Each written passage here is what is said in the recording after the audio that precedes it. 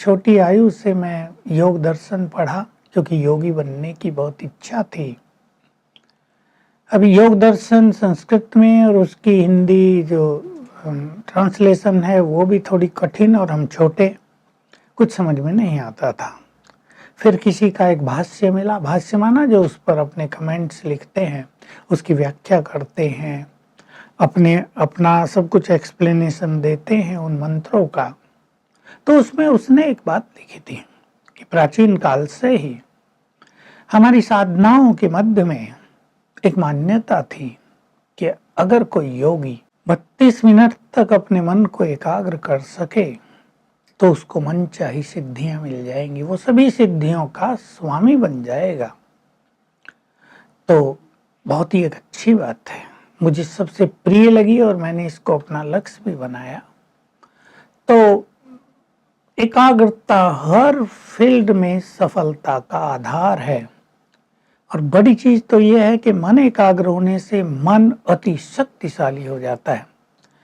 मन को self confidence बढ़ाने के लिए कुछ करना नहीं पड़ता।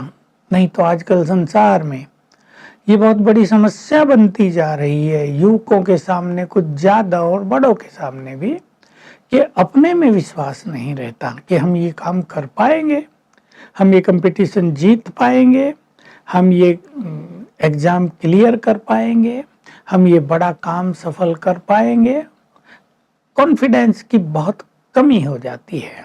अगर मन में व्यर्थ संकल्प न चले तो सचमुच कॉन्फिडेंस बहुत बड़ा चढ़ा रहेगा, क्योंकि निगेटिव संकल्प बहुत खराब चीज है। मैं संकल्प शक्ति की जो हमने चर्चाएं की हैं उसमें एक बात बार बार कही है, और ये बात मैं चाहता हूं बार बार कही जाए, बार बार सब सुने, हर व्यक्ति रोज इसको स्मृति में लाए कि हमारे हर संकल्प से एनर्जी जनरेट होती है।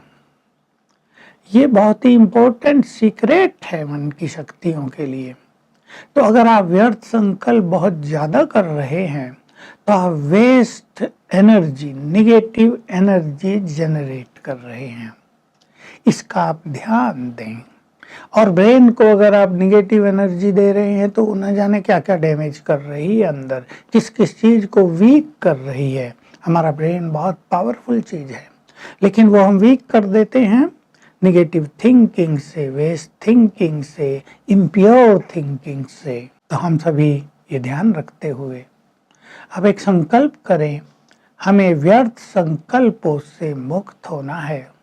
क्योंकि जिससे भी चर्चा करो वो ये कहता है योग में व्यर्थ संकल्प बहुत चलते हैं, जब हम बैठते हैं तभी चलते हैं। एक्चुअली चलते तो सारा दिन है, पर हमारा ध्यान उन पे नहीं होता ना। अगर हम ध्यान दें और उनको कन्वर्ट करते रहें, उनको निगेटिव को पॉजिटिव में बदलते रहें, तो हमें पता चलेगा निगेटिव संकल्प, व्यर्थ संकल्प तो हमारे मन में बहुत चलते हैं। लेकिन जब हम योग में बैठते हैं तो हम उस तरह की अवेयरनेस में रहते हैं ना, हम स्वयं को ऑब्जर्व करते रहते हैं, तो हमारी समझ में आता है कि ओ ये तो व्यर्थ चल रहा है, मन कहाँ कहाँ भाग रहा है। तो मन को हमें ठीक दिशा देनी है, उसको एकाग्र करना है।